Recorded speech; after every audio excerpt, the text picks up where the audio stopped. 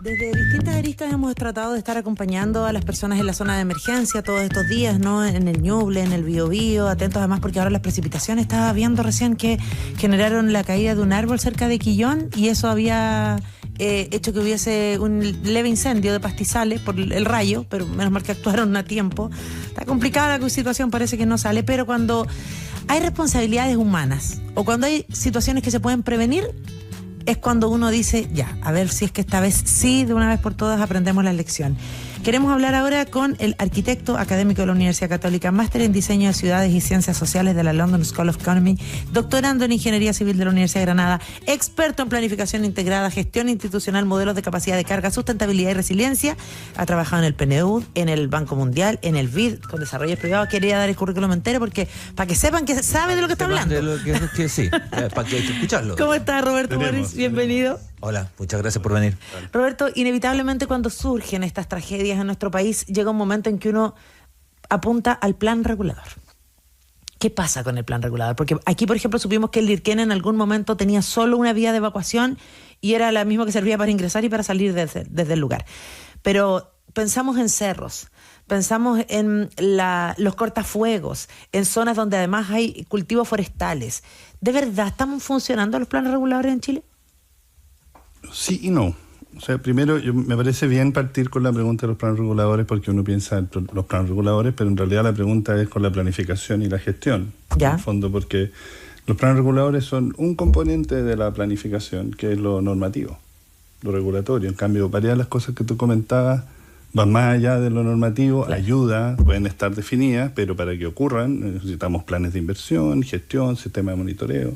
Entonces, los planes reguladores es parte del sistema de planificación que han funcionado en Chile porque son una base de cómo funciona la ciudad y por lo tanto tenemos planes reguladores buenos o malos, pero por lo mismo, por su robustez, ha sido muy difícil ir cambiando los planes reguladores y también porque es caro.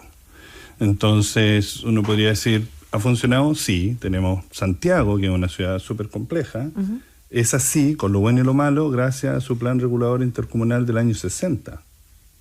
Todo lo que han ido pasando, un montón de otros planes, pero el que armó la cosa y por qué Chile funciona, o sea, Santiago funciona y bastante bien, es gracias al plan regulador de los 60. Entonces, pero si nos vamos al estado del arte hoy día, tenemos un tremendo retraso respecto a los planes reguladores, porque habiendo un plan regulador no te asegura que la cosa funcione bien. Pero si ya el plan regulador está desactualizado, aún peor. Lo que sí yo creo es que es real que al menos desde el año 2016 Chile ha ido profundizando, perfeccionando su sistema de planificación, dando muchas más herramientas. Y en particular ahora, en el último año, hay un proyecto de ley que se aprobó recientemente que le va a dar muchas más herramientas en lo que yo te decía, de que el plan regulador no funcione solo. Claro. Porque no basta que haya una definición de una zona o un buffer respecto al tema, sino que uno puede decir, ya, ¿y esto que debería ocurrir acá? ¿Cómo va a ocurrir? Claro. Porque el plan regulador es como tener pura defensa en un equipo. Porque solo normativa, claro, regulación, la zona, lo que no se puede hacer. Claro. Pero uno necesita saber también lo que se tiene que hacer. Y esos son elementos de inversión, esencialmente, temas de gestión, de cómo opera el sistema y de monitoreo. O sea, es que además en todos estos temas que vamos a conversar ahora es fundamental. Todo el tema tecnológico hoy día es distinto a como era hace 10 años atrás. Pero sí es verdad que tú partiste hablando de esto del aprendizaje. Nosotros yo creo que... ahí, mejor. Hemos avanzado harto en el 2010. Hay mucho aprendizaje en el área, en la misma academia. Hoy día hay mucho más investigaciones, mucho más expertos en temas de gestión de riesgo. Pero los que estamos metidos en esto nos damos cuenta que hay algunas cosas que se han demorado muchísimo. ¿Qué cosas se han demorado muchísimo? Por ejemplo, Chile siempre todos nosotros somos educados en una cultura del terremoto. Sí. ¿No es cierto? Entonces estamos orgullosos, nos da risa que se hubiera un temblor ahora, se grabaría, y si no es sobre 7, además uno tiene ya calculan, nos burlamos de los demás. Sí, exacto, reaccionando ante un temblor. Eso es divertido, pero es súper bueno.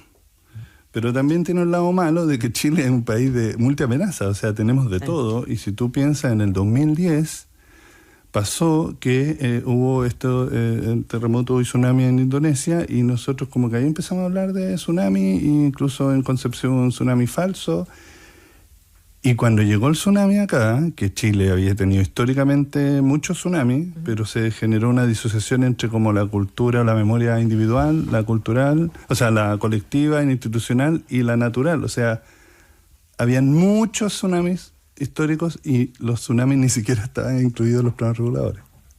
Al 2010.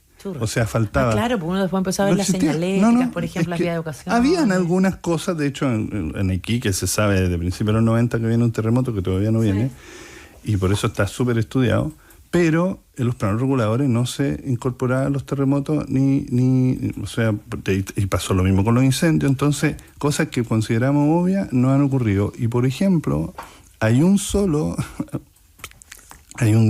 artículo de la ordenanza, que es el 2117, que es el que te define lo que es un plan, como el plan regulador incorpora los estudios de riesgo, y ese desde el 2014 que está en un borrador de actualización. O sea, ese es un ejemplo de todo lo bueno que yo te decía, de que ahora se han ido modificando, hay leyes, hay un montón de otros instrumentos, pero ese que es por decreto, o sea, no tiene que pasar por el Congreso, nada, no se ha podido aprobar todavía. Que tampoco es la maravilla, pero que avanza. Entonces, por eso hay que ser, uno intenta ser justo de que los instrumentos planes reguladores son muy importantes, hemos avanzado mucho, estamos atrasados, hay muchos problemas de recursos asociados, porque no basta con solamente tener recursos para contratar a la consultora, sino que en la municipalidad debieran haber capacidades también para ir más allá y ocuparlo. Y por otro lado, ha costado mucho vincularlos con los planes de inversión, que es lo que tú realmente tienes. Cada municipalidad tiene un plan estratégico que se llama Pladeco. Y nadie lo ocupa. Porque donde no es vinculante, en realidad todos lo tienen guardado en una esquina, voy a decir todos, porque seguro algunos municipios van a decir, no, nosotros lo ocupamos. Pero cada municipio lo tiene, pero no. Ahí es donde se debería marcar la hoja de ruta de lo que se debería priorizar. Y eso no ocurre. Y en ese mismo sentido estaba pensando, ¿no?, en las señales, digamos, futuras, cuando me refiero a reconstrucciones. Y pasó con el terremoto, y ahora también hablamos de reconstrucción, que es un proceso, me imagino que es larguísimo, pero que de pronto se cruza con con la política, digamos, coyuntural, como con metas. Vamos a reconstruir todo este tiempo en tanto. ¿Cómo lo ven desde la expertise, ese cruce de la expectativa versus la realidad en algo que tiene que hacerse, que es la reconstrucción? Mira, yo creo que una de las primeras cosas, como decía, somos muy buenos en reconstrucción culturalmente, y yo creo que cada vez hay más conciencia de la multiamenaza, y también en el tema de reconstrucción tenemos que asumir que vamos a estar siempre en una reconstrucción permanente, y que segundo, la reconstrucción es política, por definición. Claro. O sea, a cualquier autoridad, el hecho de tener una situación de reconstrucción, si la maneja bien, puede ser extremadamente positivo, porque les permite tener un contacto con la realidad, presencia, etcétera. Pero claro, te tensiona a la estructura, si es que un presidente, un ministro, alcalde, que ahí es donde viene la cruda realidad, que es mirar a los equipos, los instrumentos reales y todo, con demandas que está la gente ahí esperando. Entonces, lamentablemente nosotros somos uno de los países que tiene mayores costos asociados a los desastres del mundo. Pero ese dato no es oficial. El Ministerio del Interior nunca te lo va a entregar. Porque de alguna forma es una debilidad. Claro. Entonces ningún gobierno lo dice, pero solo se sabe. Tú ves documentos internacionales y aparece Chile como uno de los países con el mayor. Y no solo proporciones per cápita, sino que de los países que tienen mayor pérdida. Tenemos menor pérdida humana, pero tenemos tremendas pérdidas en infraestructura, equipamiento, etcétera. Entonces, eso no se transparenta, porque tú tendrías que transparentar un montón de otras cosas, que es el gasto. Claro. ¿Cuánto vamos a gastar de verdad? Y por eso cada vez que hay un evento, el que sea, aparece la autoridad diciendo vamos a gastar 300 millones de dólares, 500 millones de dólares, 800 millones de dólares, y no hay cómo hacer el seguimiento. Porque después, 2 meses después, primero estamos con un incendio, pero ahí se aceleran todas las cosas entre enero y marzo, y se salen las cosas que estaban entrampadas de los incendios hasta marzo, pero ya en abril estamos preocupados del frío y de las inundaciones o de un terremoto. Entonces ahora cambian las prioridades, y esos mismos 800 millones de pesos, después viene otro evento y dicen ahora vamos a gastar 300 millones de pesos, y el único que tiene claro esto es Hacienda. Claro. Entonces, tenemos un FED, que es el Fondo de Emergencia Transitorio, que dice, ya, vamos a poder gastar esta plata aquí. Pero lo invito a usted a buscar información sobre eso. Es muy difícil. Entonces, creo que lo que uno debería hacer como país es que, especialmente ahora que vamos a tener un gobierno que está declarado como de emergencia, es que en la emergencia es donde se definen los temas de cómo tú vas a crecer hacia adelante. Los primeros días de cómo tú actúas en cualquier evento te condiciona inmediatamente la recuperación. Claro, la línea de acción. Porque mueve a la gente a aldea o campamentos transitorios. Si ya los mueves o no los mueves, te condiciona todo lo que viene después. Entonces, los primeros días son clave. Entonces, por eso para este gobierno las primeras semanas y meses van a ser clave. Pero hay que ir, es que uno no puede estar en emergencia todo el rato. Claro. Entonces, tenemos que tener una institucionalidad que no lo tenemos. O sea, Chile debería tener una agencia de reconstrucción permanente, si nosotros estamos todo el rato. Y que pueda ser fácil hacer el seguimiento de los recursos. Hoy día es imposible. Roberto Moritz, y como especialista en el área y pensando precisamente en reconstrucción, ¿no? Mucho se ha criticado que en la región de Valparaíso, Viña del Mar, Villa Alemana, Quilpué, la reconstrucción fue súper lenta, que no ha sido óptima. Aquí ahora en la zona sur muchos han alabado que hoy que rápidamente empezaron a levantar las primeras viviendas de emergencia. A veces se critica el hecho de que una zona que es devastada se quiere construir ahí mismo, cuando en realidad es una zona de riesgo, de difícil acceso, que si además hay que contar con el impacto ambiental, los estudios de impacto ambiental, si se consideran o no se consideran. Bueno, están las palabras que dijo el futuro ministro de Vivienda, Iván Poduje, a propósito de preocuparse de palmeras y de animalitos.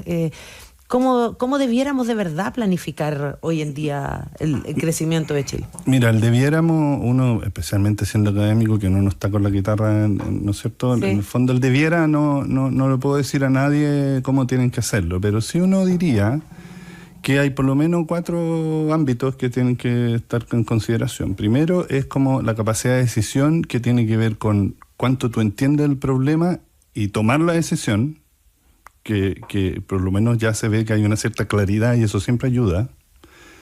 Otra es los recursos financieros que tú vas a tener. Eso, claramente Chile está en una situación compleja de recursos. Ajá. Lo tercero es tu capacidad instalada. Eso todos los gobiernos lo tienen. Da lo mismo que cambien o no. El color político. Eso es una capacidad instalada que tiene el país. Tiene un montón de restricciones, tiene gente súper buena, pero todo el mundo sabe que hay problemas de capacidad instalada.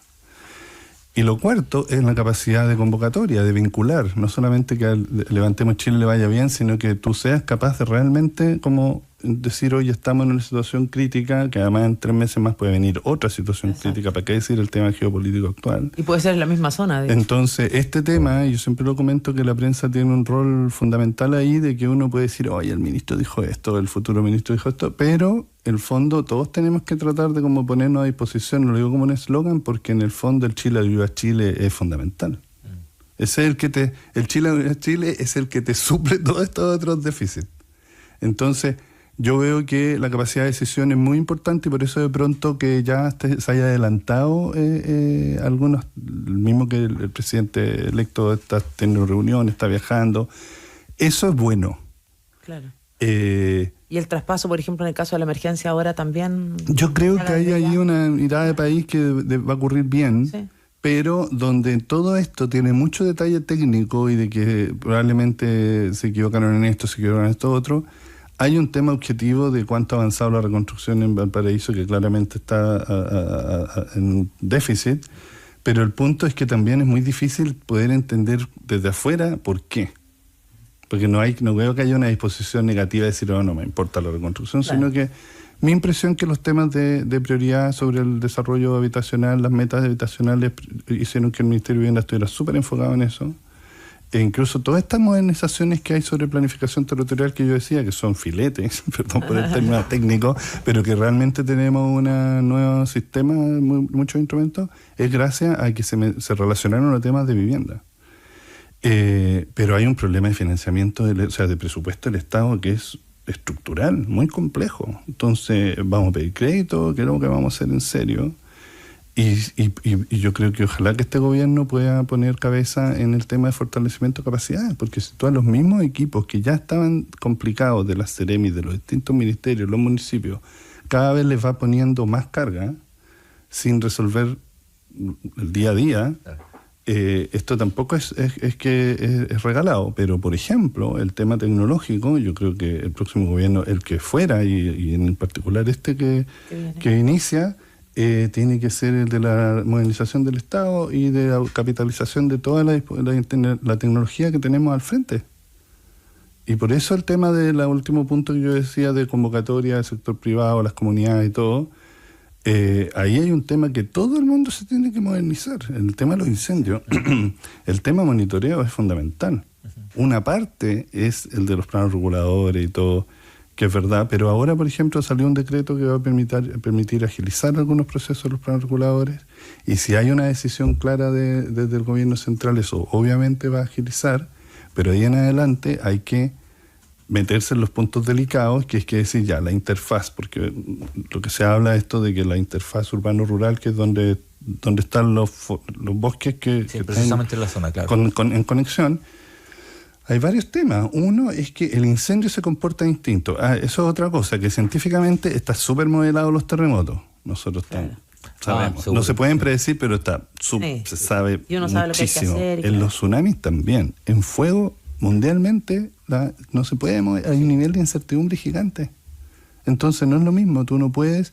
Por ejemplo, en vías de evacuación de tsunami es súper fácil decir a autoridades, decirle a la gente, evacúen para allá. Claro, ¿Cómo te vas a atrever tú a decirle, evacúen por acá, si mira a los científicos y te dicen, esta es mejor que evacúen, y no te pueden decir? Entonces, sobre eso hay que avanzar en colaboración, en ciencia y en monitoreo, porque necesitamos mucha más información dinámica. Y por eso decía, partir con los planes reguladores, que es lo más estático que hay. Claro. O sea, futuro. Lo que se puede, digamos, imagínate lo que es un mall. Usted hay unos malls que tú vas y están cambiando todo el rato, de una tienda. Exacto, ya y todo. Bueno, la ciudad es más dinámica que un mall, pero se rige por un plan regulador que es estático. Claro. Entonces, la verdad que en 10 años más o antes vamos a tener otro instrumento, si no nos va a servir el plan regulador. No, y ni siquiera además tenemos la capacidad de fiscalización para ver si se cumple con ese plan regulador. Tampoco hay, por ejemplo, hablamos con la gente de las municipalidades, ¿no?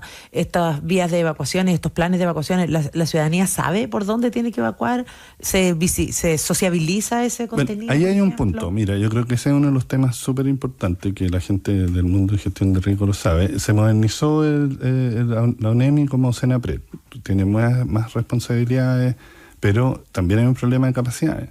Pero, por ejemplo, los estudios de riesgo, que es esto del 2117 que yo decía, se hacen a través del plan regulador. No se hacen aparte. Si el plan regulador no se aprueba el estudio de riesgo. El estudio, claro.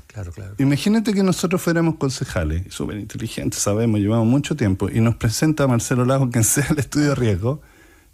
¿En base a qué le vamos a decir? ¿Sabe qué? No me parece que esta zona se va a inundar. Eso ocurre. Y no se aprueba el plan regulador y no se aprueba el estudio de riesgo. Entonces todo eso se pierde. Lo que debiera hacer es que CENAPRED debiera tener mucho mayor presupuesto para que ellos hicieran, con los distintos actores, unos estudios de riesgo que no sean cuestionados políticamente. Si es una cosa de un hecho, tú tienes pendiente o no tienes pendiente. O sea, no lo puedes interpretar. Después, si vas a poner edificio o no, eso ya es interpretable. Entonces ahí hay una parte que CENAPRED ha intentado. Yo creo que ellos tienen unos instrumentos que son los planes de emergencia y de reducción de riesgo de desastre, pero que tú sabes que está lleno de municipios de Chile que no lo han actualizado y tenían como límite hacerlo hace 2 años. Entonces ni siquiera eso tenemos. Claro, y eso mismo hace que se entrampe todo, o sea, se haga más espeso cualquier tipo de. Y por eso después hay que tener digamos. Cuidado, porque después es súper fácil decir, oye, pero ustedes sabían que esto estaba acá. Claro. Imagínate la cantidad de gente en campamentos que están localizados en zonas de riesgo. ¿Quién los va a sacar? Porque además los va a poner ¿dónde? No es tan fácil.